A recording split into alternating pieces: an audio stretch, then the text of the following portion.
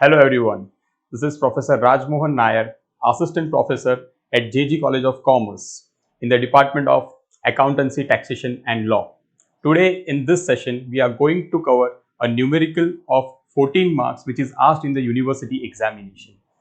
In today's topic, we are going to cover a liquidation of company which is a part of a syllabus of semester 3 BCom, Bachelor of Commerce. And before going to the numerical, first of all, we would like to draw some few major points regarding liquidation, what we mean by the term liquidation. So the liquidation of companies.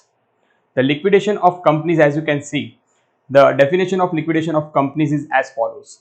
The liquidation of the company suggests winding up of the business. That is, business को बंद कैसे करते हैं, business को बंद करना, और खास करके कंपनीज के बारे में बात हो रहा है.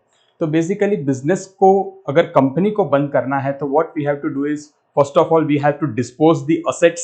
जितने भी असेट्स है उसको डिस्पोज करेंगे और वहां से जितना भी अमाउंट हमारे पास में आया है उससे हम जितनी भी लाइबिलिटीज है हमारे बिजनेस में वो सारे पे ऑफ कर देंगे. एंड अल्टीमेटली अगर कोई भी अमाउंट जो बचती है that we will be returning back to the shareholders of the company. So as you can see, the liquidation of company suggests winding up of the business of the company by disposing of its assets, paying off all its liabilities and surplus, if any, and being returned to its shareholders.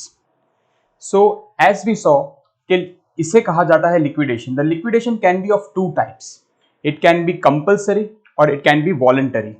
जब compulsory liquidation की बात करते हैं तो वहां पे court का intervention रहता है, जहां पे कुछ रीजंस की वजह से कंपनी को कंपल्सरीली लिक्विडेट करना पड़ सकता है. एंड सेकंड होता है वॉलंटरी लिक्विडेशन. वॉलंटरी लिक्विडेशन के अंदर स्टेक होल्डर्स की कंसेंट चाहिए होती है और सारे ही स्टेक होल्डर्स जब मिलकर डिसाइड करते हैं कि अब कंपनी को आगे कंटिन्यू नहीं करना है, तब जाके वॉलंटरी लिक्विडेशन होता है.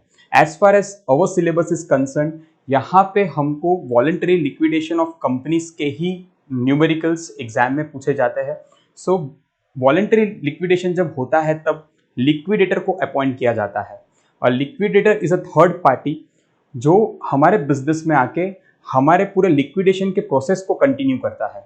वो कंपनी के बिहाफ में कंपनी के सारे ही असेट्स को डिस्पोज करेगा, सबको बेचेगा, बेच के जितना भी अमाउंट उसको मिला है वो सारे ही अमाउंट को वो क्या करेगा, वो जितने भी लाइबिलिटीज है वो सारे लाइबिलिटीज को पे करेगा और कुछ भी अल्टीमेटली जितना भी अमाउंट बच जाता है वो ultimately will be given to the shareholders of the business. So this was a small topic that is liquidation of companies, and I am just starting with the numerical, and the numerical is as follows.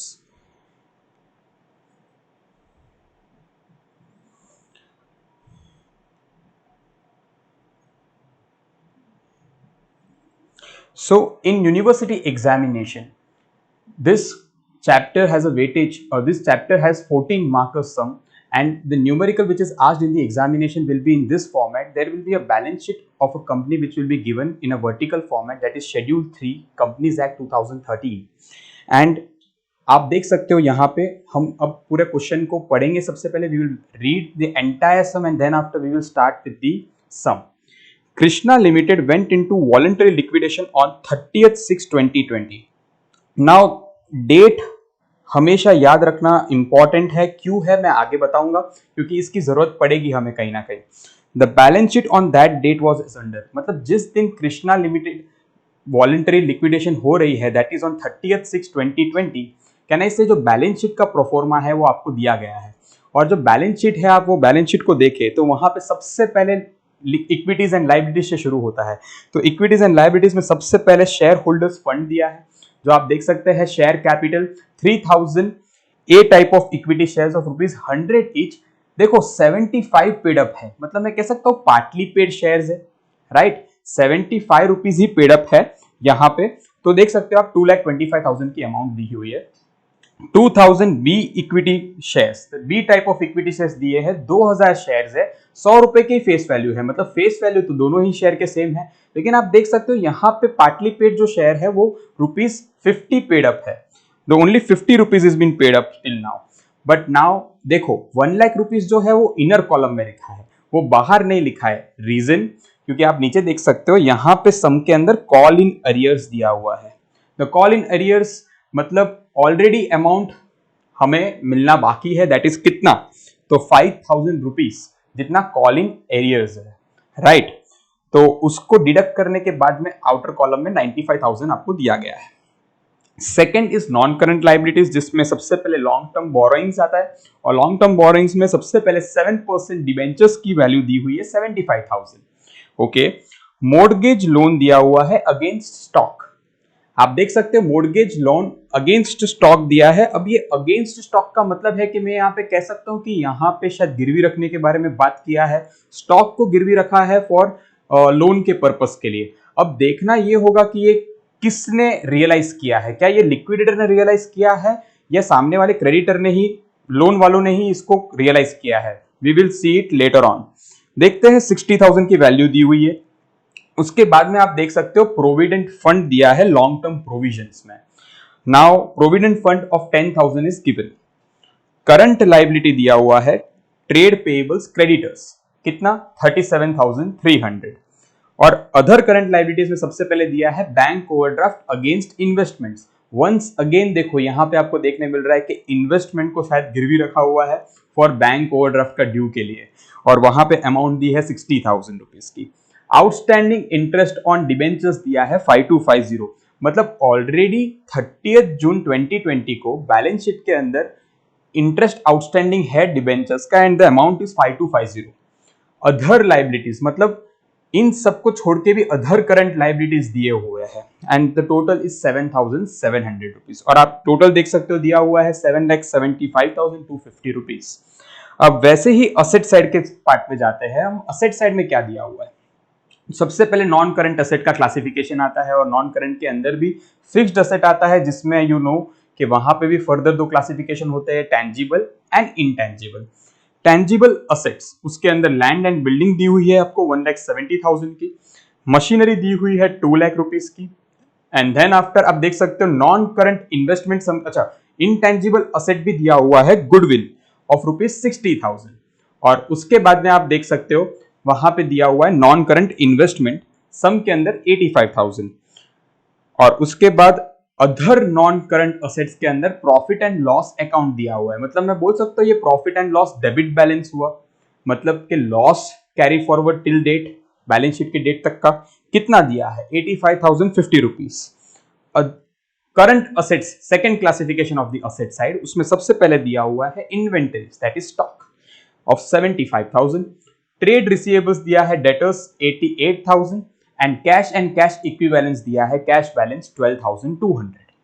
सो यहां तक आपने पूरा का पूरा balance sheet का जो proforma सम के अंदर दिया था, we have already read the entire information given in the balance sheet. Further provided there is additional information always given in the sum to carry out the calculation of liquidation of the companies. So additional information भी हमेशा हमको provide करेंगे सम के अंदर, और आप देख सकते हो यहाँ पे एडिशनल इंफॉर्मेशन दी है। सबसे पहले इंफॉर्मेशन लिखी है असेट्स रियलाइज्ड। नाउ ऑब्वियसली जब भी सम के अंदर आप ऐसा देखते हो असेट रियलाइज्ड, ऑब्वियसली ये रियलाइजेशन किसने किया होगा, it is always done by liquidator, right. वो लिक्विडेटर ने बेचा होगा। देखो लिक्विडेटर ने क्या क्या बेचा है, लैंड एंड बिल्डिंग बेचा है 1,40,000 रुपीज में, ठीक है। मशीनरी बेची है 1,21,000 में, स्टॉक को बेची है 59,000 में, एंड डेटर्स को बेचा है 65,000 में। नाउ मैं यहां पे आपको थोड़ा सा याद कराना चाहता हूं कि यहां पे स्टॉक बेचा है लिक्विडेटर ने। नाउ क्लियरली लिसन, यहां पे ध्यान देना कि यहां पे जो स्टॉक दिया है वो बेचा है लिक्विडेटर ने, मीनिंग देयर बाय आप देख सकते हो स्टॉक को यहां पे कहीं पे गिरवी रखा था हमने, and you can C mortgage loan के सामने। तो यहां पे मोर्गेज लोन 60,000 रुपीज का है। कैन यू सी द डेप्ट अमाउंट ऑफ 60,000 गिवन, राइट। यहां पे आप 60,000 का डेट देखते हो, लेकिन सामने ही अगर आप देखते हो कि वो बेचा है लिक्विडेटर ने कितने में, 59,000 रुपीज में लिक्विडेटर ने बेचा है। तो मैं कह सकता हूं कि यहां पे ये पार्टली सिक्योर्ड हुआ या फुल्ली सिक्योर्ड हुआ, it is partly secured, right. खाली 59,000 ही रियलाइज कर पाए हैं हम पूरे डेप्ट के सामने, तो कहने से सिर्फ 59,000 जितना ही सिक्योर हुआ, बाकी का 1,000 क्या हो गया, वो ऑटोमेटिकली अनसिक्योर्ड हो गया, राइट, क्योंकि उसके सामने कोई सिक्योरिटी नहीं है। वंस अगेन सेकंड नंबर के पॉइंट में जाते हैं Creditors of the loan have sold the investment for rupees 75,000. Now this is very important to understand. Investment को लिक्विडेटर ने नहीं बेचा है, किसने बेचा है? क्रेडिटर्स ने बेचा है। ठीक है, मतलब ये जो इन्वेस्टमेंट होगा ये हमने कहीं गिरवी दिया होगा। आप देख सकते हो बैंक ओवरड्राफ्ट लिखा हुआ है, मतलब बैंक वालों ने बेचा है। Bank will become a creditor for us, right? तो बैंक वालों ने ये इन्वेस्टमेंट को बेचा है, ऐसा लिखा है। अच्छा, कितने का था वहां पे? देखो आप, बैंक ओवरड्राफ्ट 60,000 रुपीज का था, राइट? लेकिन इन्होंने इन्वेस्टमेंट कितने का बेचा है? 75,000 का बेचा है। मतलब मीनिंग देयर बाय जो 15,000 एक्स्ट्रा इनको मिला होगा बैंक वालों को, वो अल्टीमेटली वो क्या कर देगी? हमें रिटर्न कर देगी, राइट? तो यहां पे देखो, the additional amount was return to the liquidator. Very simple. Third part, other liabilities include. Now एक एक वर्ड को बहुत ध्यान से पढ़िएगा। अदर लाइबिलिटीज लिखा हुआ है, कैन आई से अदर लाइबिलिटीज आपको ऊपर बैलेंस शीट में दिया हुआ था, आप देख सकते हो। Other liabilities in the current liabilities सबसे लास्ट लाइन में दिया हुआ है, अदर लाइबिलिटीज, राइट? इसके अंदर इंक्लूड करने के बारे में बात कर रहे हैं यहाँ पे कि ये जो अदर लाइबिलिटीज है इसमें क्या क्या चीजें इंक्लूड की है। तो सबसे पहले रेंट अनपेड रुपीज 1,000 दिया है, ठीक है। इंश्योरेंस प्रीमियम रुपीज 1,200 दिया है। Salary of 2 clerks for last 4 months at rupees 400 per month, rupees 3,200 दे दिया है। Rupees 800 to an employee for his accrued leave, ठीक है। टैक्सेस टू बी पेड, बेटा 2 ईयर्स दिए हुए, 2018-19 का दिया है और 19-20 का दिया है। 18-19 में 500 रुपए और 19-20 का 1,000 रुपए पे किया हुआ है, इस साल में पे किया हुआ है, ठीक है। The debenture holders were paid off on 31/10/2020. Now 31/10/2020 को डिबेंचर्स को पे किया है, ऐसा लिखा है। डिबेंचर होल्डर को हमने 31/10 को, ये डेट क्यों बार बार मैं हाईलाइट कर रहा हूं, कोई तो रीजन जरूर होगा। जब हम सम करेंगे तब मैं समझाऊंगा इसे, ठीक है। फिफ्थ पॉइंट, लिक्विडेशन एक्सपेंसेस दिए हुए 5230, ओके, बहुत क्लियरली दे दिया है सम में। सिक्स्थ पॉइंट में दिया है, the liquidator is entitled to get remuneration at 1% on the assets realised by him. मतलब लिक्विडेटर ने जितना असेट रियलाइज किया है, मेक श्योर एक एक वर्ड का बहुत अच्छे से ध्यान से पढ़ना। 1% on the assets realised by him का मतलब होता है यहाँ पे लिक्विडेटर ने जो बेचा है, क्योंकि यहाँ पे आप देखते हो कि क्रेडिटर ने भी तो इन्वेस्टमेंट बेचा था, तो वो वाली अमाउंट को यहाँ पे नहीं लेंगे हम। सिर्फ और सिर्फ जो असेट्स को किसने बेचा, लिक्विडेटर ने बेचा, वही वाली। And 2% on the amount paid to unsecured creditors including preferential creditors. Now the question comes, sir अगर एग्जाम के अंदर ऐसा including preferential creditors नहीं लिखा होता तो क्या हम उसको नहीं लेते? तो भी हम लेते, because the term unsecured creditors in the liquidation chapter is inclusive of both the things, that is preferential creditors as well and the unsecured creditors, because as you know कि 2 टाइप के क्रेडिटर्स होते हैं main classification में। एक होता है secured creditors and the second is unsecured creditors. And unsecured creditors भी two types के होते हैं। थोड़े बहुत अनसिक्योर्ड क्रेडिटर्स ऐसे होते हैं जिनको प्रायोरिटी दी गई है, तो उसको हम बोलते हैं प्रेफरेंशियल क्रेडिटर्स, और बाकी के जितने बच जाते हैं उसको हम अनसिक्योर्ड क्रेडिटर्स मानते हैं। तो यहाँ पे अगर ये लाइन नहीं भी लिखी होती इंक्लूडिंग प्रेफरेंशियल क्रेडिटर्स, तो भी हम इसे इंक्लूड करते। तो एग्जाम के अंदर हमेशा ध्यान से पढ़िएगा, एक एक वर्ड का बहुत ध्यान से अगर आप करोगे तो आराम से ये सम आप कैलकुलेट कर पाओगे। 7 नंबर के पॉइंट में आप देखते हो, the article of the company provide that the preference share holders have priority over equity share holders for capital and arrears of dividend. Now this line यहाँ नहीं लिखा होता तो भी फर्क नहीं पड़ता, क्योंकि हमें पता है, क्योंकि जो प्रेफरेंस शेयर होल्डर्स का जो डेफिनेशन है वो ही हमें पता है कि बेसिकली उसको हमेशा राइट्स प्रायोरिटी मिलती है इक्विटी शेयर्स के ऊपर, फिर वो बाद में वो कैपिटल रिपेमेंट का हो या डिविडेंड रिपेमेंट का हो, ठीक है। तो ये समझ में आता है हमें। Prepare liquidators final statement of receipt and payment.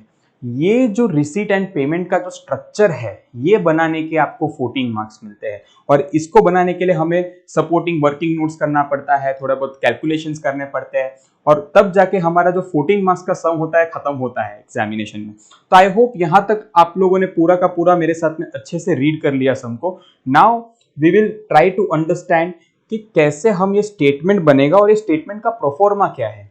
और ये जो स्टेटमेंट का प्रोफोर्मा है वो किस टाइप का बनता है, क्या वो रिजिड है? The answer is yes. वो स्टेटमेंट वैसा ही बनना चाहिए क्योंकि वो कंपनीज एक्ट 2013 के हिसाब से वो प्रोफोर्मा बनाया गया है। तो यहाँ पे कोई भी ऊपर नीचे ना हो, इस बात का हम ध्यान रखेंगे। एंड हम देखते हैं कि सबसे पहले कैसे हमें बनाना है the proforma of liquidators final statement of receipt and payment. तो let us start with the sum. देखो, सबसे पहले आपको ऐसा प्रोफोर्मा आपको बनाना रहेगा, that is liquidators final statement of receipts and payment, जिसमें सबसे पहले रिसीट रुपीज लिखोगे, पेमेंट रुपीज लिखोगे। यहां पे डेबिट क्रेडिट नहीं आएगा because this is not an account, this is a statement, right? ये स्टेटमेंट है, यहाँ पे कोई डेबिट क्रेडिट नहीं होता है, यहाँ पे रिसिप्ट साइड होता है और पेमेंट साइड होता है।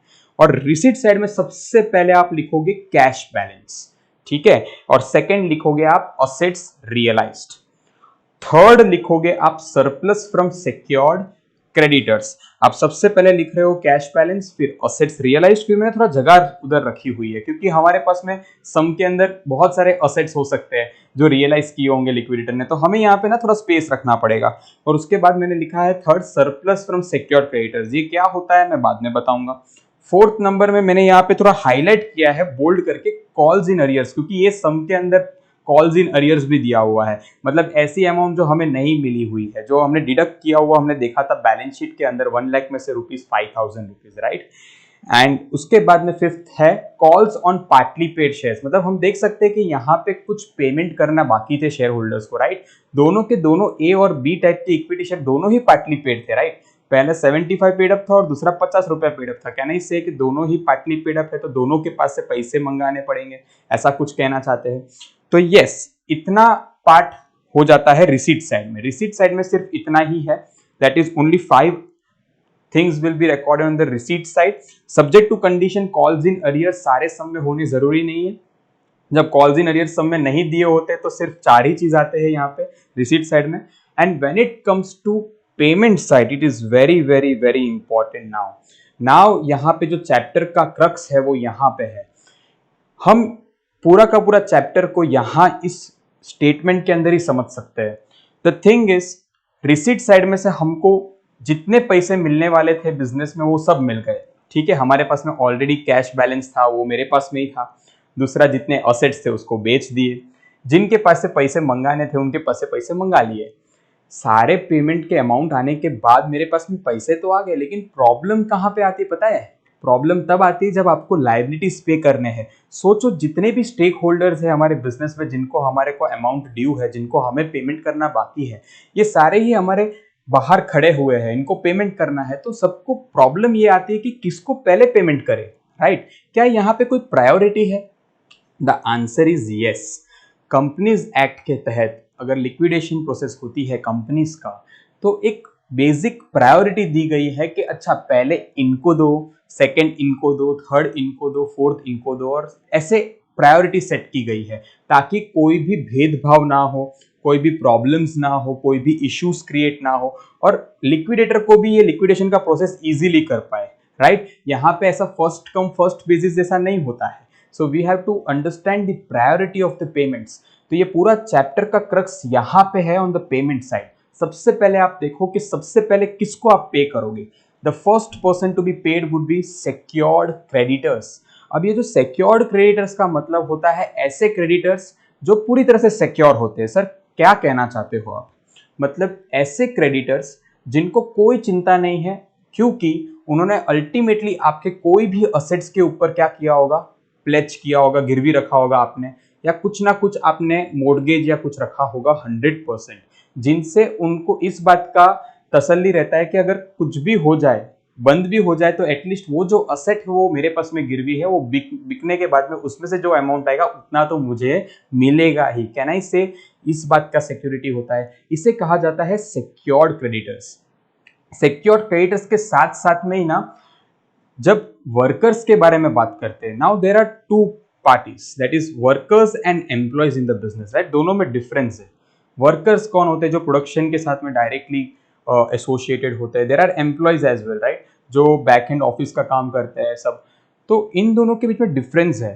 जब वर्कर के बारे में बात करते तो वर्कर का इंटरेस्ट को हर्ट ना हो, इनका पेमेंट का ध्यान रख सके, कोई भी आउटस्टैंडिंग चीजें पेमेंट करना बाकी हो अगर वर्कर को, तो इन्हें इतना राइट दिया गया है कि इनका जब पेमेंट की बात करें तो इनको सिक्योर्ड क्रेडिटर के साथ में लिया जाए। मतलब कि इनका पेमेंट हमेशा फर्स्ट नंबर पे, फर्स्ट प्रायोरिटी पे होगा, ऐसा इनको फायदा दिया गया है टू द वर्कर सेक्शंस। तो वर्कर्स को भी हम लोग सिक्योर्ड क्रेडिटर्स के साथ ही डील करेंगे। ध्यान रखना, कोई भी पेमेंट अगर आपको वर्कर को पे करना है, the word worker should be there in the sum, and any amount to be paid to be worker, that particular would be considered as secured creditors। मतलब उनका पेमेंट secured creditors के साथ सबसे पहले होगा। उसके बाद सेकंड पेमेंट की बात करते तो खुद लिक्विडेटर आ जाता है वहां पे, जिसको अपॉइंट किया है पूरा का पूरा, ये स्टेटमेंट जो बनाता है जो, तो ये जो काम कर रहा है क्या वो फ्री में करेगा? नहीं, वहां पे बहुत सारे खर्चे होते हैं, लिक्विडेशन के एक्सपेंसेस होते हैं, और ये जो पूरा काम कर रहा है लिक्विडेटर, इसके लिए आपको उसको कुछ ना कुछ कंसीडरेशन बिल्कुल देना पड़ेगा। तो ये जो कंसीडरेशन, इसको आप क्या बोलोगे? रेम्यूनरेशन बोलोगे। तो लिक्विडेटर का एक्सपेंस और रेम्यूनरेशन सेकंड प्रायोरिटी में आता है, जो आप देख सकते हो यहाँ पे मैंने लिखा हुआ है, राइट। तो यहाँ पे देखो, लिक्विडेटर्स रेम्यूनरेशन के बाद में मैंने और थोड़ा जगह छोड़ा हुआ है, ताकि वहां पे जितना भी इंफॉर्मेशन रेम्यूनरेशन के रिलेटेड दिया है वो मैं आराम से वहां पे लिख सकूं और समझा सकूं। उसके बाद में थर्ड नंबर पे आते हैं preferential creditors. Now as I said कि जो क्रेडिटर्स होते हैं वो दो प्रकार के होते हैं, बेसिकली सिक्योर्ड एंड अनसिक्योर्ड। लेकिन अनसिक्योर्ड के अंदर भी क्यों ऐसा प्रायोरिटी देना पड़ा? क्योंकि सर्टेन एस्पेक्ट में जितने भी ऐसे क्रेडिटर है उनको थोड़ा सा प्रायोरिटी दिया गया है अलग क्रेडिटर से। तो यहाँ पे कंपनीज एक्ट के तहत लिक्विडेशन के प्रोसेस में थोड़े ऐसे क्रेडिटर्स हैं जिनका पेमेंट को ना हम प्रेफरेंशियल क्रेडिटर मानते हैं। जैसे कि सबसे पहली बात करूं तो कोई भी अमाउंट अगर आपका ड्यू है, किसको देने के लिए? अगर गवर्नमेंट को देने के लिए, whether it is state government और सेंट्रल गवर्नमेंट और अ लोकल अथॉरिटी, ठीक है।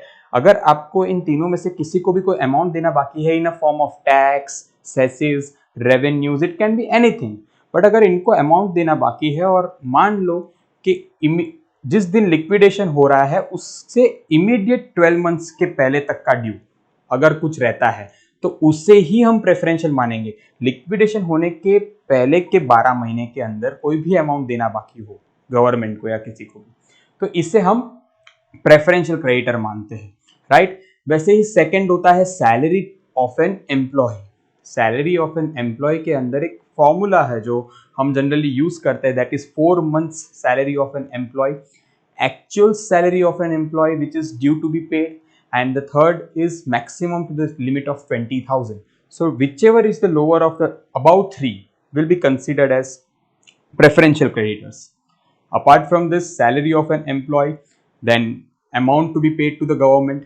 उसके अलावा any accrued holiday remuneration, अगर कोई भी holiday remuneration होता है accrued employee का, the word employee यहाँ पे बहुत highlight किया गया है, मतलब employee के जितने भी rights है वो यहाँ पे govern हो गए हैं प्रेफरेंशियल के अंदर। वर्कर के जो थे वो सब सिक्योर्ड में चले गए, तो एम्प्लॉय को जो भी एक्रूड हॉलीडे रेम्यूनरेशन होता है तो वो भी यहाँ पे कैरी फॉरवर्ड होता है, उसको भी हम प्रेफरेंशियल ट्रीट करेंगे।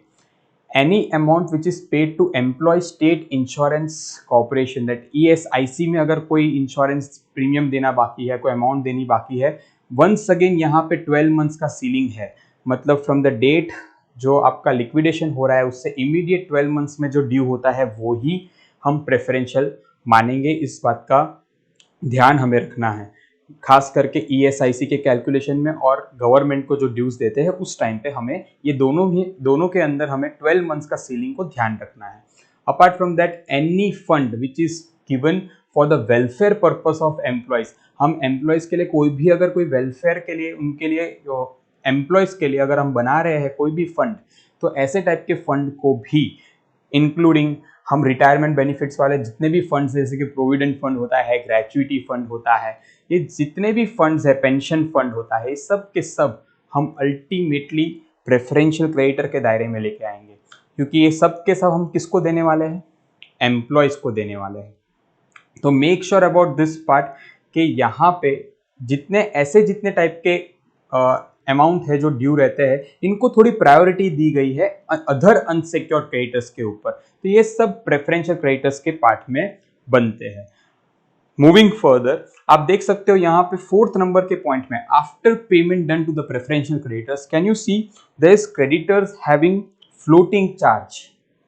अब क्रेडिटर्स हैविंग फ्लोटिंग चार्ज मतलब कि डिबेंचर्स या बॉन्ड होल्डर्स होना, है ना, डिबेंचर्स हो या बॉन्ड हो, इनका अल्टीमेटली क्या होता है, फ्लोटिंग चार्ज रहता है, राइट। तो आप देख सकते हो इनको 4th नंबर का प्रायोरिटी दिया है, ठीक है।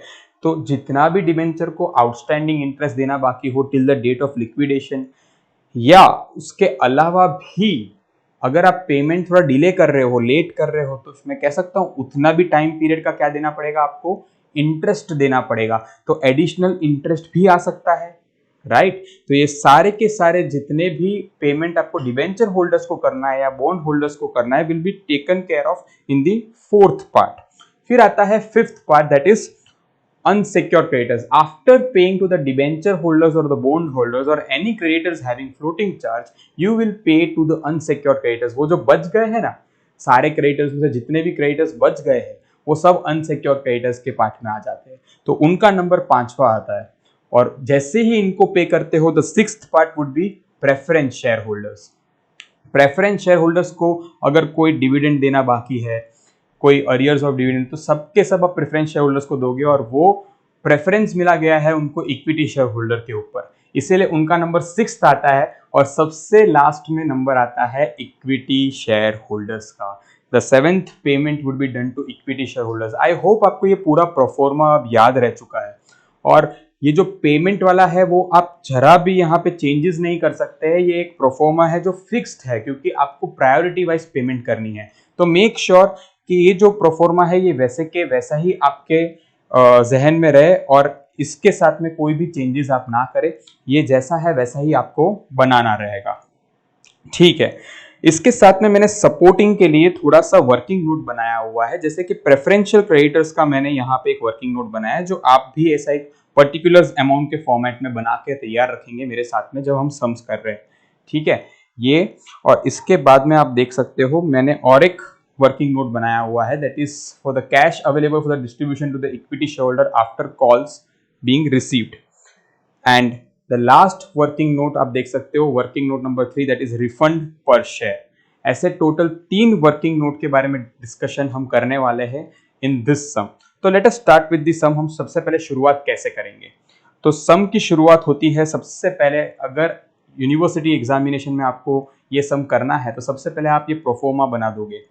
आफ्टर प्रिपेयरिंग दिस प्रोफोर्मा, ये प्रोफोर्मा बनाने के बाद सबसे पहले आप रिसीट साइड का जो कॉलम है उसे पूरा कंप्लीट करोगे क्योंकि पैसे लेकर आने हैं, राइट। सबसे पहले आपको ये पता होना चाहिए कि आपके पास में कितना कैश बैलेंस, कितना अमाउंट है, टोटल कितने पैसे हैं जिससे आप लाइबिलिटीज को पे कर सको। The first item which you will record over here in the first, जो आपने देखा था ऊपर, that is cash balance, right. Cash balance sum के अंदर कितना दिया हुआ है, 12,200 दिया हुआ है। Can you see 12,200 in the current asset last column में आप देख सकते हो। तो वहां पे जो 12,200 है वो हमें सीधा यहाँ पे रिकॉर्ड करना है। So we will record over here in the cash balance 12,200, right. 12,200 हमने रिकॉर्ड कर दिया। अब असेट्स रियलाइज्ड के अंदर हम इंफॉर्मेशन में देखते हैं एडिशनल इंफॉर्मेशन में क्या दिया है। तो आप देख सकते हो एडिशनल इंफॉर्मेशन के अंदर हमको लैंड एंड बिल्डिंग का इंफॉर्मेशन दे दिया है 1,40,000, मशीनरी दे दिया है 1,21,000, स्टॉक दे दिया है 59,000 एंड डेटर्स दे दिया है 65,000। तो हम रिकॉर्ड करेंगे यहां पे लैंड एंड बिल्डिंग।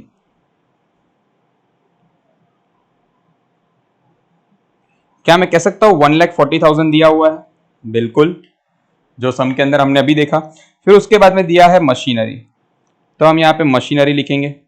और मशीनरी कितना दिया हुआ है सम के अंदर आप देख सकते हो, machinery is 1,21,000 given in this sum, right. तो ये हमने रिकॉर्ड कर दिया। और उसके बाद हम देख सकते हैं मशीनरी के बाद दिया है स्टॉक 59,000, राइट। आप देख सकते हो स्टॉक 59,000 दिया हुआ है, तो इसे हम रिकॉर्ड कर देंगे यहां पे क्योंकि ये लिक्विडेटर ने बेचा है। और लास्ट में दिया है debtors as you saw and the amount is 65,000, right. तो 1,40,000 प्लस 1,21,000 प्लस 59,000 प्लस 65,000, आपको टोटल अमाउंट शायद मिलना चाहिए 3,85,000। The total amount of assets realised आपको मिलेगा 3,85,000, जो हमने डेबिट साइड में रिकॉर्ड कर दिया है, राइट। तो ये हमने रिकॉर्ड कर दिया, सबसे पहले कैश बैलेंस, फिर असेट्स रियलाइज्ड, मतलब पहला और दूसरा पार्ट हमारा खत्म हो जाता है। थर्ड पार्ट है surplus from secured creditors. Now this is very much important to understand. क्या यहाँ पे कोई ऐसा हुआ है कि क्रेडिटर ने बेचा हो आपका डेट, राइट, और ये आप देख सकते हो ऐसा हुआ है in the second point of the additional information. Can you see, यहाँ पे दिया है creditors of a loan have sold the investment for ₹75,000। Can I say कि क्रेडिटर बेच रहा है यहाँ पे, not liquidator. Whenever creditor is disposing of the assets and वो जो हमको रिटर्न करता है, तो हम हमेशा थर्ड नंबर के column, that is third number के पॉइंट में लिखेंगे, and that is surplus from secured creditors. Can I say 75,000 rupees हमको रियलाइज, मतलब उसने रियलाइज किया, लेकिन डेट कितने का था? तो आप देखते हैं कि स्टॉक किसके सामने गिरवी रखा था आपने, तो you can C mortgage loan के सामने स्टॉक गिरवी रखा था, और मोर्गेज लोन की डेप्थ है 60,000, मतलब कि 75,000 में बेचा होगा और 60,000 का डेट है, मतलब 15,000 रुपए उसने हमको रिटर्न कर दिया है, राइट। तो इसे हम यहां पे रिकॉर्ड कर देंगे माइनस 60,000, तो मैं बोल सकता हूं कितना आ जाएगा, 15,000 will be in the outer column. क्या सम के अंदर कॉल्स इन अरियर्स दिए? The answer is yes.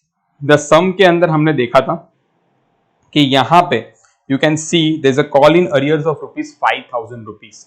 तो मैं कह सकता हूं कि ये तो अमाउंट वैसे भी हमें नहीं मिली है, तो ये हमें मंगानी पड़ेगी।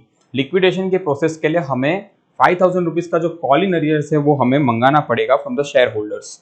तो B type of equity share holders के पास से हमने 5,000 रुपीज का कॉल्स इन अरियर्स भी लेकर आ गए। तो कहना इससे हमने ये पूरा रिसीट साइड का 1, 2 और 3 और 4 खत्म कर दिया है। और फिफ्थ पॉइंट है calls on partly paid shares. Now listen carefully, क्या इसे हम अभी ही मंगा ले? The answer is no. The reason is very simple. अगर आप इनके पास से अभी से पूरा अमाउंट लेकर आ जाओगे, फिर अल्टीमेटली देखो 7th नंबर पे आप किसको पेमेंट करते हो?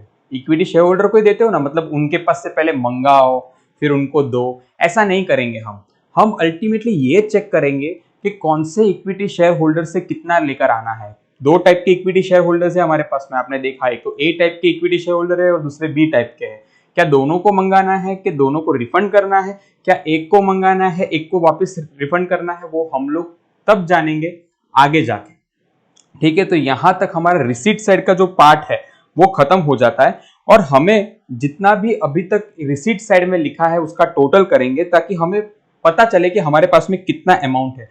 तो फर्स्ट ऑफ ऑल 12,200 को आप कैलसी में ले लीजिए, प्लस आप देखते हो सेकंड है 3,85,000 जो आपने ऐड कर दिया। उसके बाद आप देखते हो 15,000 रुपीज है, और उसके बाद लास्ट में 5,000 रुपीज है, राइट। तो कैन आई से आपका टोटल अमाउंट अब आपके पास में कितना अवेलेबल है? तो ये जो टोटल अमाउंट है ना, इसको मैं जस्ट फॉर द सेक आपके पास में थोड़ा आइडिया रहे कि आपके पास में कितना अमाउंट है, कैन आई से cash available before calls made कितना दिया हुआ है? तो कैन आई से cash available before calls made दिया हुआ है 4,17,200। मतलब यहां पे cash available before calls made हमने जो ढूंढा, जो हमने जितना भी कॉल्स मंगाया है, मंगाना बाकी है, उसके पहले का जो टोटल हमने अभी ढूंढा है वो है 4,70,200। मतलब इतना अमाउंट हमारे पास में है before moving further. Can I से अब इसके बाद में इतना अमाउंट होने के बाद हम शुरू कर देते हैं पेमेंट करना। तो सबसे पहला पेमेंट आप किसको करने वाले हो? The first payment you will be doing to the secured creditors. क्या सम के अंदर कहीं पे भी सिक्योर्ड क्रेडिटर्स है? The answer is yes. Once again देखो, दो टाइप के आपको सिक्योर्ड क्रेडिटर्स मिल रहे हैं, एक तो मोर्गेज लोन मिल रहा है और नीचे आपको शायद बैंक ओवरड्राफ्ट मिल रहा है। लेकिन मैं कह सकता हूं ये बैंक ओवरड्राफ्ट वाला तो आपने खत्म कर दिया ऑलरेडी। यस, वो इन्वेस्टमेंट तो ऑलरेडी बैंक वालों ने बेच दिया था, तो फिर हमें कुछ चिंता करने की जरूरत नहीं है। But when it comes to mortgage loan, can I say ये तो लिक्विडेटर ने बेचा था, तो लिक्विडेटर ने ये 60,000 का 59,000 में बेचा। तो कैन आई से सिक्योर्ड कितना हो गया? 59,000 जितना, राइट। ये जो 59,000 रुपीज है, हम कह सकते हैं कि 59,000 जितना सिक्योर्ड हुआ, बाकी का 1,000 अनसिक्योर्ड हो गया। तो ये जो 59,000 है वो यहां पे हम लिख देंगे, यहां पे हम लिखेंगे मोर्टगेज लोन, और हम यहां पे आउटर कॉलम में लिख रहे हैं 59,000, ठीक है। तो यहां पे हमने मोर्टगेज लोन लिख दिया 59,000।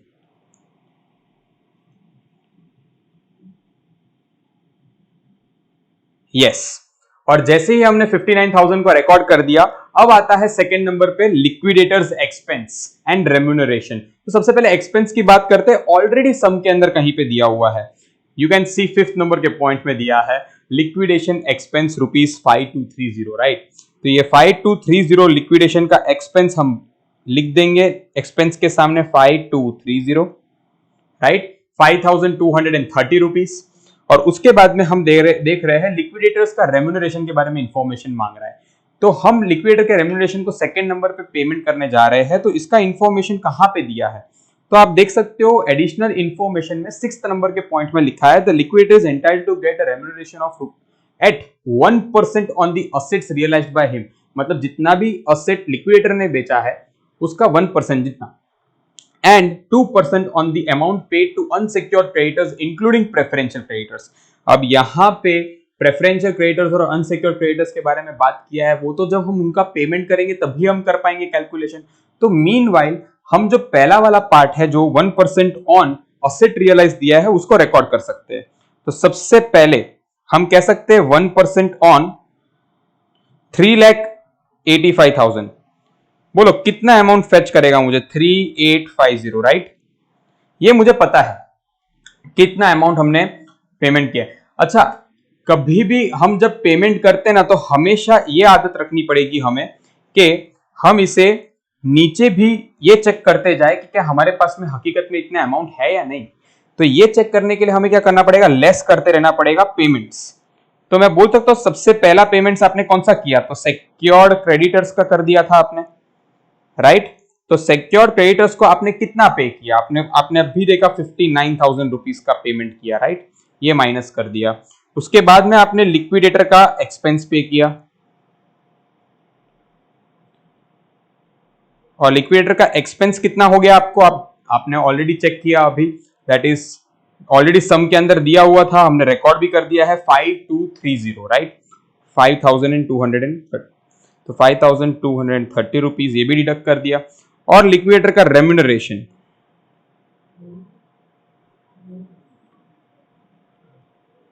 कैन आई से लिक्विडेटर का रेम्यूनरेशन कितना दिया हुआ है सम के अंदर, तो जो 1% ऑन असेट्स रियलाइज जो हमने अभी ढूंढा 3850 जितना हमने अभी ढूंढा है। हालांकि जो सेकंड वाला पार्ट है दैट इज प्रेफरेंशियल क्रेडिटर्स और अनसिक्योर्ड क्रेडिटर्स का ढूंढना बाकी है, वो हम जब वहां पे पहुंचेंगे तब जाके हम कैलकुलेट कर पाएंगे, राइट। तो हम फिलहाल यहाँ पे इतना लिक्विडेटर का रेम्यूनरेशन लिखने के बाद सीधा जाएंगे थर्ड नंबर के पॉइंट में, that is preferential creditors. Now ध्यान से देखिएगा, प्रेफरेंशियल क्रेडिटर्स के लिए हमको वर्किंग नोट बनानी पड़ती है। तो हमने वर्किंग नोट नंबर 1 जो हमने पहले भी डिस्कस किया था, और वो पर्टिकुलर्स अमाउंट की कॉलम के साथ में आपको बनाना रहेगा। तो working note number 1 deals with preferential creditors. तो हमें प्रेफरेंशियल क्रेडिटर्स के अंदर क्या क्या पॉइंट्स देखने हैं, जो हम पहले ये चेक करेंगे कि बैलेंस शीट के अंदर कितने ऐसे क्रेडिटर्स है जो हमारे प्रेफरेंशियल क्रेडिटर्स जैसे है। तो सबसे पहले हम शुरुआत करते हैं फ्रॉम द बैलेंस शीट।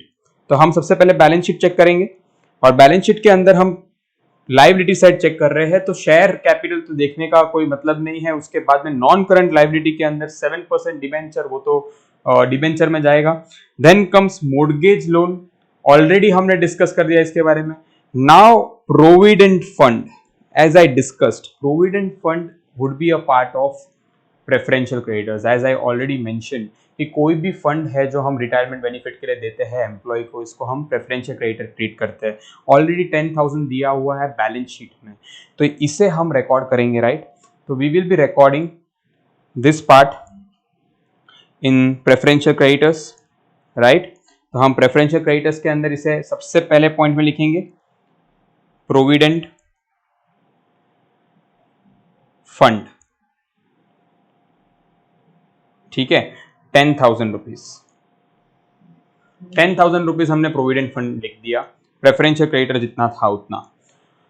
अब उसके बाद हम चेक करते हैं कि क्या बैलेंस शीट में और कुछ चीजें दी हुई है। तो हम बैलेंस शीट के अंदर चेक कर रहे हैं, तो बैलेंस शीट में हमें और कोई लाइबिलिटी ऐसी मिल रही है। क्रेडिटर्स जो होता है वो तो कुछ इंफॉर्मेशन दिया नहीं है, तो टोटली अनसिक्योर्ड हो गया। बैंक ओवरड्राफ्ट ऑलरेडी हमने taken care of, right. Outstanding interest on debenture, debenture के पेमेंट के साथ जाएगा। और अदर लाइबिलिटी के बारे में शायद मेरे को ऐसा लगता है कोई इंफॉर्मेशन दी हुई थी एडिशनल इंफॉर्मेशन में। तो हम देख रहे हैं एडिशनल इंफॉर्मेशन में, देख रहे हो कि रेंट अनपेड दिया है 1,000 रुपीज। क्या रेंट प्रेफरेंशियल क्रेडिटर बनता है? The answer is no. Second, insurance premium, क्या यहाँ पे ऐसा मेंशन किया है कि ESIC के लिए, that is employee state insurance के लिए ये कुछ इंश्योरेंस है? नो, ये प्रीमियम उसके लिए नहीं है, सिर्फ इंश्योरेंस प्रीमियम लिखा है, तो ये भी प्रेफरेंशियल क्रेडिटर के पार्ट नहीं बनेगा। Salary of 2 clerks for last 4 months at ₹400 per month. 400 रुपया पर मंथ के बारे में बात कर रहे हैं 2 क्लर्क का 4 मंथ्स के लिए, ठीक है, ₹3,200। Now clerk is a employee, और अगर एम्प्लॉय के बारे में बात करते हैं तो एज यू ऑल नो कि हमें क्या करना पड़ेगा, इसका रिकॉर्ड करना पड़ेगा। We have to record salary of an employee as a preferential creditor, right. तो second would be salary of clerk. तो फॉर 1 क्लर्क, सबसे पहले एक क्लर्क के लिए अगर हम ढूंढते हैं तो फॉर्मूला मैंने आपको पहले बताया, that is 4 months salary. And 4 month salary कितना होता है, तो 4 month into per month salary कितना दिया था, 400 रुपीज दिया था पर मंथ सैलरी, 400 रुपीज। तो 4 मंथ्स के लिए कितना हो गया, 1600। कैन आई से एक्चुअल में भी शायद मेरे ख्याल से 4 मंथ्स ही दिया है? यस, एक्चुअल भी 4 मंथ्स की है सैलरी, और वहां भी आप वही लिखोगे 4 मंथ्स इंटू 400, कितना आएगा, 1600। And third 20,000, which ever is lower. Can I say कि यहां पे ऑब्वियसली 1600 वुड बी लोअर, पर ये तो एक क्लर्क के लिए है, तो फॉर 2 क्लर्क्स कैन आई से 1600 इंटू 2, 3,200। पूरा का पूरा जो अमाउंट दिया था वो पूरा का पूरा प्रेफरेंशियली हुआ, यस और नहीं, इसका मतलब ये हो गया। फिर आता है, देखते हैं कुछ और दिया है या नहीं। तो हम देख रहे हैं प्रेफरेंशियल क्रेडिटर्स के अंदर थर्ड, उसके बाद में पॉइंट लिखा है कि 800 to employee for his accrued leave. Can I say holiday remuneration है, accrued leave remuneration of an employee, तो ये भी प्रेफरेंशियल का पार्ट बनेगा, राइट। तो इसे भी हम प्रेफरेंशियल का पार्ट बनाएंगे। तो accrued leave remuneration of employee, कितना रुपया, 800 रुपए जैसे दिया हुआ है, राइट। और उसके साथ साथ आप देखते हैं कि कुछ और भी दिया है, the answer is yes. Can I से टैक्सेस पेड के बारे में बात की है, टैक्स ऑब्वियसली गवर्नमेंट के लिए ड्यू है। 2018-19 दिया है, 2019-20 दिया है। क्या यहां पे 500 रुपया ले, क्या 1000 ले, या 1500 ले, इज द क्वेश्चन मार्क। अगर आप प्रोविजन में ध्यान देते हो तो क्या ना इससे इमीडिएट 12 मंथ्स के बारे में बात करता है, मतलब 1920 वाला 1000 रुपीज ही आएगा। Only 1000 rupees will be a part of preferential creditors, right. तो मेक श्योर के प्रोविजंस आपको याद रहे प्रेफरेंशियल क्रेडिटर्स के। तो यहां पे आप देख सकते हो, यहां पे आप लिखोगे टैक्सेस पेड और 2019-20 कैन आई से कितना अमाउंट है, 1000 रुपीज है। तो टोटल यहां पे हो गया 15,000 रुपीज, 15,000 रुपए हो गए प्रेफरेंशियल क्रेडिटर्स। तो हम ये 15,000 लिख देंगे प्रेफरेंशियल क्रेडिटर्स में यहां पे। और जैसे ही मैंने 15,000 यहां लिख दिया है, मेरे को नहीं भूलना है कि मेरे को नीचे भी लिखना है, ताकि मुझे पता चले कि मेरे पास में क्या अमाउंट है या नहीं। तो यहां पे भी मेरे को लिखना पड़ेगा प्रेफरेंशियल क्रेडिटर्स, ठीक है, और यहां पे मैं कितना लिखूंगा 15,000। ठीक है, ये मैंने पेमेंट कर दिया प्रेफरेंशियल क्रेडिटर्स का। ठीक है, उसके बाद हम बढ़ते हैं आगे। प्रेफरेंशियल क्रेडिटर्स के बाद में डिबेंचर के बारे में इंफॉर्मेशन मांग रहे हैं। डिबेंचर को हम पेमेंट करने वाले, डिबेंचर को कितना ड्यूज है टोटल, तो हम देखते हैं पहले सम के अंदर कितना दिया है। तो 7% डिबेंचर दिया है 75,000। यू कैन सी 75,000 7% डिबेंचर्स है, जिसमें आउटस्टैंडिंग डिबेंचर इंटरेस्ट भी है 5250। कहना इससे ये दोनों के दोनों बैलेंस शीट के डेट का है, तो यहां पे date will play a important role. 30/6/2020 को लिक्विडेट हो रही है, लेकिन ये डिबेंचर होल्डर को पेमेंट कब किया आपने, वो इंफॉर्मेशन भी दी है। एडिशनल इंफॉर्मेशन में information number 4, the debenture holders were paid of on 31/10/2020। कहना इससे 4 मंथ्स के लिए, राइट, मतलब जुलाई, अगस्त, सितंबर एंड अक्टूबर, 4 मंथ्स का एडिशनल इंटरेस्ट भी देना बाकी है ऑन द प्रिंसिपल अमाउंट। तो मैं बोल सकता हूं कि इतना भी ड्यू हो जाएगा। तो मुझे बताओ टोटल कितना लिखे। तो सबसे पहले 7% डिबेंचर 75,000 हम रिकॉर्ड कर देंगे यहाँ पे। तो first of all what we will record is, सबसे पहले जो रिकॉर्ड करने वाले हैं वो ये है, that is debentures 7% debentures and the principal amount which is given 7% debentures में कितना था 75,000 था, right. And outstanding interest on debentures भी दिया था till date 5250। And apart from that there is additional interest. Can I say 75,000 into 7% into 4 divided by 12। बोलो कितना आएगा 75,000 into 7% into 4 divided by 12। The answer should be 4 divided by 12, 1750, right. तो यहां पे आएगा 1750। तो ये जो आपने अभी लिखा है टोटल, यहां पे 3 एलिमेंट्स लिखे हैं 75,000, 5250 एंड 1750। ये तीनों ही आपने अभी माइनस किया है, तो हमको लिखना पड़ेगा यहां पे। ठीक है, तो हम यहां पे लिख देंगे प्रेफरेंशियल के बाद डिबेंचर्स, कैन आई से 75,000, फिर आउटस्टैंडिंग इंटरेस्ट कितना हो गया, आउटस्टैंडिंग इंटरेस्ट हमने देखा था 5250 है, और एडिशनल इंटरेस्ट कितना है 1750। ठीक है, इतना पेमेंट हमने अभी तक कर दिया है एडिशनल इंटरेस्ट के साथ में। हो गया यहां तक हमारा खत्म, हमने 4th नंबर के पॉइंट तक पेमेंट कर दिया है।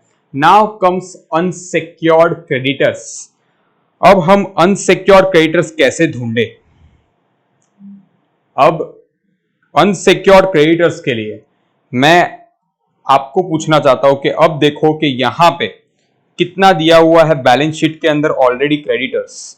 तो कहना इससे क्रेडिटर्स के अंदर ऑलरेडी 37,300 दिया है, लेकिन क्या इसके ऊपर कहीं पे भी अनसिक्योर्ड क्रेडिटर्स है? The answer is yes. आप देख सकते हो कि ऊपर आप मोर्गेज लोन जो था अगेंस्ट स्टॉक, याद करें ये एडजस्टमेंट में 59,000 जितना ही सिक्योर्ड हो पाया था, क्योंकि उतना ही आप रियलाइज कर पाए थे। कहना इससे 1,000 रुपीज यहां पे बाकी है अनसिक्योर्ड के लिए। तो यहां पे ना मैं आपके लिए अनसिक्योर्ड यहां पे ही फाइंड कर रहा हूं for your information, unsecured creditors. तो सबसे पहले तो आपने मोर्गेज लोन में से जो अनसिक्योर्ड रह गया है, ठीक है, और ये कितना रुपीस था 1,000 रुपीस था, राइट। उसके बाद हम देखते हैं कि क्या दिया हुआ है। तो उसके बाद हम देख सकते हैं कि यहां पे प्रोवाइड किया गया है अदर क्रेडिटर्स। प्रोविडेंट फंड तो ऑलरेडी आ चुका है, क्रेडिटर्स दिया हुआ है 37,300। कहना इससे कुछ इंफॉर्मेशन नहीं दिया है, पूरा का पूरा अनसिक्योर्ड ही होगा। तो 37,300 यहां पे unsecured loan, that is creditors, पूरा का पूरा अनसिक्योर्ड है 37,300। थर्ड, हम इसके बाद देखते हैं कि कुछ और अनसिक्योर्ड है कि नहीं, देख लेते हैं। तो कहना इसे इसके बाद में अदर करंट लायबिलिटीज दी हुई है बैंक ओवरड्राफ्ट अगेंस्ट इन्वेस्टमेंट। ये तो पूरा का पूरा क्रेडिटर ने संभाल लिया था, राइट। और वो तो ऊपर से पूरा का पूरा सिक्योर था और उसको ऊपर से हमको सरप्लस देना पड़ा, तो वहां तो कोई सवाल ही पैदा नहीं होता। उसके बाद आउटस्टैंडिंग इंटरेस्ट ऑन डिबेंचर्स दिया हुआ है 5250, जो ऑलरेडी हमने डिबेंचर होल्डर के साथ में पे कर दिया। अदर लायबिलिटी में यस, नाउ यहां पे ध्यान रखें, जब आप अदर लायबिलिटी की बात करते हो तो कहना इससे अदर लायबिलिटी 7700 दी हुई है, लेकिन इसमें से आप देख सकते हो कितना कितना हम लोगों ने प्रेफरेंशियल में लिया। क्या रेंट पेड लिया? नो। क्या इंश्योरेंस लिया? नो। लेकिन ये सैलरी हमने लिया था 3200 जितना, याद है आपको प्रेफरेंशियल के लिए? यस। कहना इसे यहां पे 800 भी पूरा का पूरा क्या बन गया था? प्रेफरेंशियल बन गया था। और यहां पे शायद 1000 जितना पूरा प्रेफरेंशियल बन गया था टैक्सेस में से, जो लास्ट ईयर का है 2019-20 का। तो मैं बोल सकता हूं 7700 में से अगर 3200, 800 रुपया और 1000 माइनस कर दूं तो मुझे नेट अनसिक्योर्ड अदर लायबिलिटीज मिल जाएगा, राइट। तो 3200 माइनस करूंगा, 800 माइनस करूंगा और 1000 माइनस करूं तो 7700 माइनस 3200 करो, माइनस 800 करो और माइनस 1000 करो, तो आपको मिलता है 2700। तो कैन आई से आपको टोटल अनसिक्योर्ड क्रेडिटर्स कितना मिल रहा है? तो 1000 प्लस 37,300 प्लस 2700, कैन आई से 41,000 जितना। समझ में आ रहा है आपको कि अनसिक्योर्ड क्रेडिटर्स कैसे ढूंढा हमने? तो यहां पे 41,000 जितना अनसिक्योर्ड क्रेडिटर्स हमने ढूंढ लिया, राइट। तो जैसे ही हमने अनसिक्योर्ड क्रेडिटर्स को पेमेंट कर दिया, हम यहां पे लिख देंगे नीचे कि अनसिक्योर्ड क्रेडिटर्स को पेमेंट कर दिया है।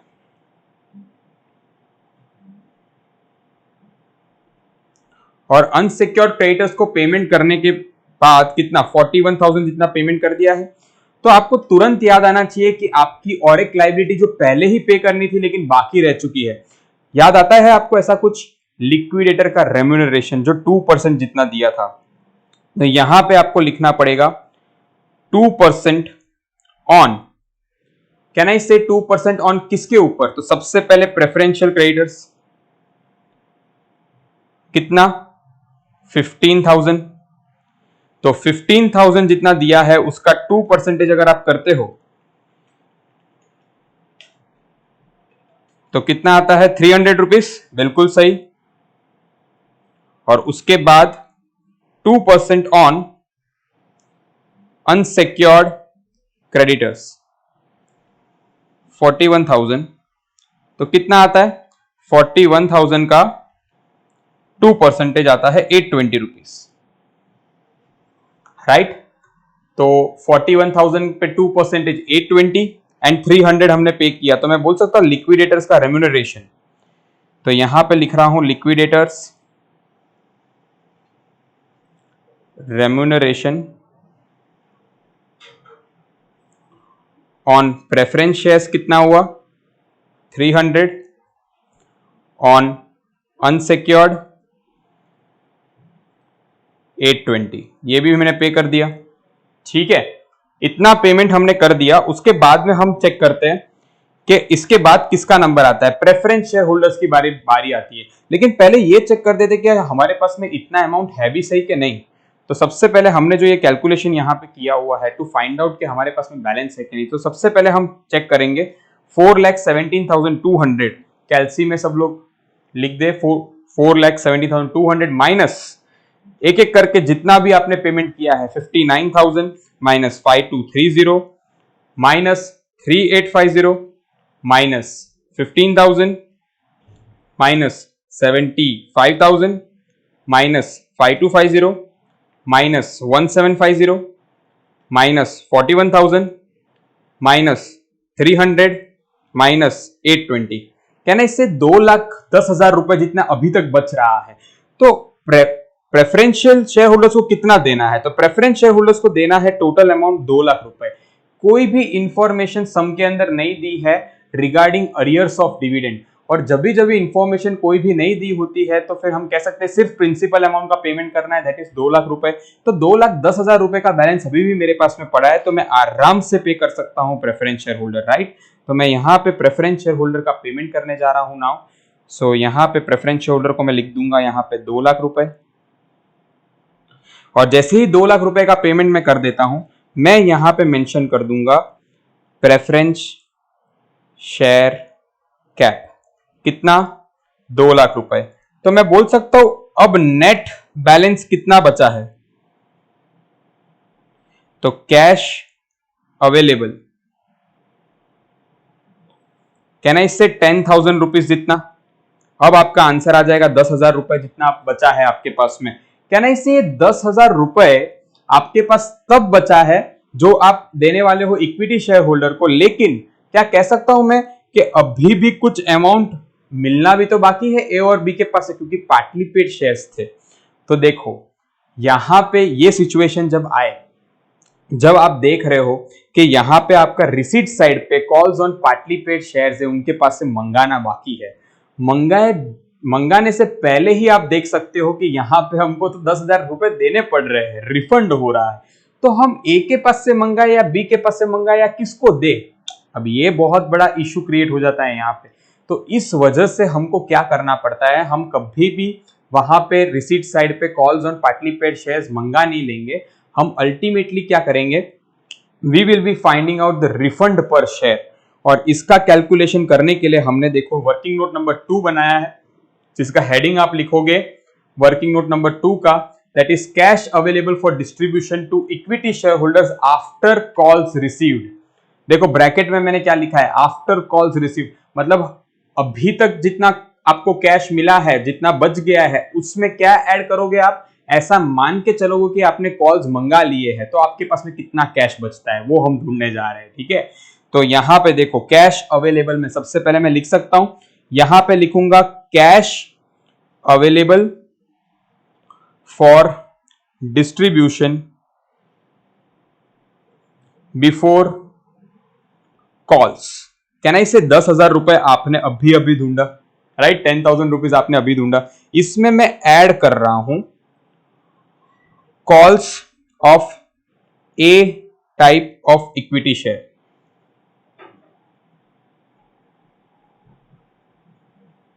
तो मुझे बताए कि ए टाइप ऑफ इक्विटी शेयर्स कितने दिए हैं सम के अंदर। तो सबसे पहले मुझे ये चेक करना पड़ेगा कि ए टाइप के इक्विटी शेयर्स दिए हुए सम के अंदर 3,000 और 75 ही पेड अप है। कहना इससे 25 अभी तक अनपेड है, तो मुझे 3,025 के हिसाब से मंगाने हैं, राइट। तो मैं इसे मंगाने जा रहा हूं अभी, तो that is 3,000 shares into 25।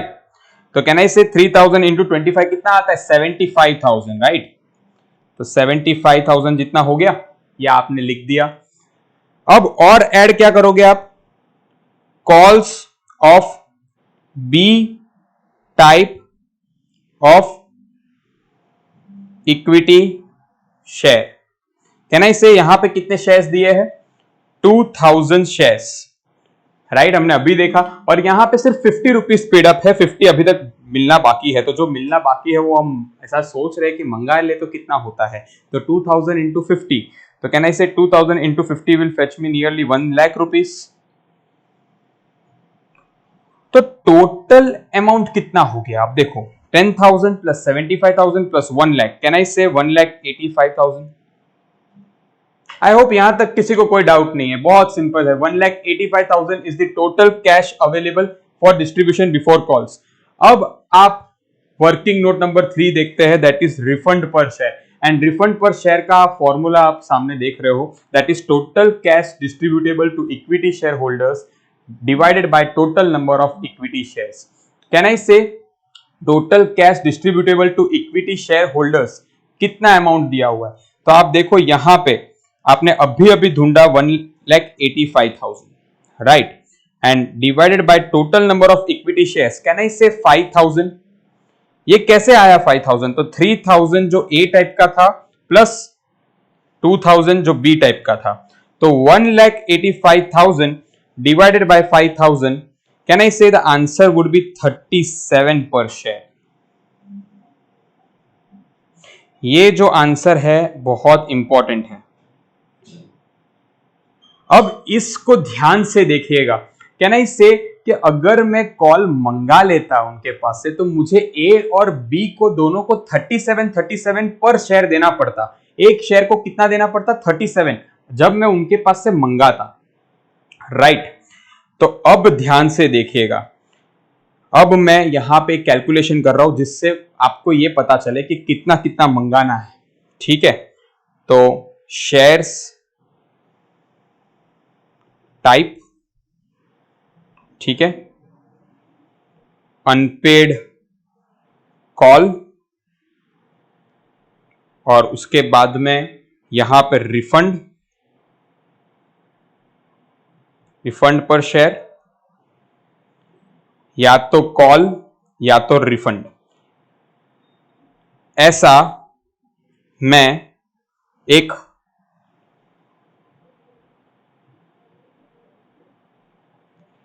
Column बना रहा हूं for you all to understand कि हम ये क्या कर रहे हैं एग्जैक्टली, ठीक है। तो यहां पे आप देख सकते हो, सबसे पहले शेयर टाइप के अंदर अगर मैं बात करूं तो दो टाइप के शेयर है, एक है ए और दूसरा है बी, ठीक है। एक है ए और एक है बी, जिसमें आप देख रहे हो कि अनपेड कॉल जो है, अनपेड कॉल पहले वाले में दिया हुआ है टोटल 75। तो अनपेड पेड इज 75, तो अनपेड कितना हो गया? 25। तो यहां पे अनपेड हो गया 25, और बी में कितना हो गया? 50। आई गेस ये तो क्लियर है आपको। शेयर्स टाइप में ए में अनपेड 25 है, बी में 50 है। अब रिफंड पर शेयर तो दोनों में ही 37 आप देने वाले हो वापिस। तो देखो पहले केस में क्या हो रहा है, हम ए के पास से कितना रुपया मंगाने वाले हैं? 25 रुपीज मंगाने जा रहे हैं, और उनको रिफंड कितना करने वाले? 37। तो मुझे एक बात बताओ, इनके पास से 25 रुपया मंगाओ फिर बाद में 37 रुपीज दो, ये अच्छा है? नो, इससे अच्छा बेटर क्या है, मैं उसको रिफंड दे दूं, है ना, नेट अमाउंट का रिफंड दे दूं मैं। तो मैं क्या करूंगा? 37 माइनस 25, क्या ना, इससे 12 रुपए का मुझे क्या करना पड़ेगा? रिफंड करना पड़ेगा, वो ज्यादा अच्छा लगता है। तो 12 रुपीज का रिफंड हो जाएगा, ठीक है। यहां पे आई होप यहां तक आपको क्लियर है। अब दूसरे केस में देखते हैं, बी टाइप के इक्विटी शेयर में कहना इससे कि मेरे को कितना रुपया मिलना चाहिए था उसके पास से? 50 रुपए, और मैं उसको 50 रुपए मिलने के बाद उसको वापस कितना करूं? 37। तो बेटर क्या है, उसके पास से मंगाना है, उसको रिफंड 37 रुपीज करना? अच्छा है कि मैं नेट अमाउंट उसके पास से मंगा लूं, राइट, क्योंकि मुझे 50 रुपीज उसके पास से मंगाने हैं। तो मैं बोल सकता हूं 50 माइनस 37, तो कहना इससे 13 रुपीज जितना मैं उसके पास से नेट कॉल मंगा लूं। तो यहां पे मैं लिख रहा हूं 13, और कहना इससे यहां पे कॉल, राइट, यस। तो यहां पे कॉल कर रहा हूं 13 रुपीज का। तो आई होप ये वाला आपको समझ में आ रहा है कि ए टाइप ऑफ इक्विटी शेयर को मैं रिफंड करने वाला हूं 12 रुपए प्रति शेयर, और B type of equity share से मैं 13 रुपए का कॉल करूंगा। आई होप यहां तक कोई डाउट नहीं है। तो यहां पे ए टाइप को हम 12 रुपए का रिफंड कर देते हैं। तो रिफंड हम कहां करते हैं? तो पेमेंट साइड में हम लिखे, जैसे 7 नंबर का पॉइंट है इक्विटी शेयर होल्डर्स, तो वहां पे मैं लिखूंगा यहां पे, कैन आई से कि यहां पे ए टाइप ऑफ इक्विटी शेयर कितना दिया है? तो आपको पता है 3000 शेयर्स है, 3000 इंटू 12 पर शेयर, राइट। 3000 इंटू 12 हमको रिफंड करना है, तो 3000 इंटू 12 कितना आ जाता है? 36,000। And last, can I say calls on partly paid shares के अंदर मैं लिखूंगा B type of equity shares कितना आएगा? That is 2000 into 13, can I say 26,000 जितना हम कॉल्स करेंगे। और अब अगर आप टोटल करते हो तो आपको दोनों साइड में टोटल मिल जाएगा 4,43,200।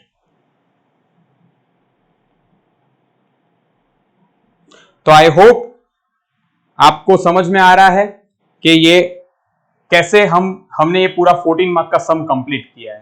तो ये 14 मार्क का जो सम है, सबसे पहले आप liquidators final statement of receipts and payment बनाते हो, जहां आप रिसीट साइड की पूरी एंट्रीज करोगे, और ध्यान ये रहेगा कि calls on partly paid shares की एंट्री आप नहीं करोगे, राइट।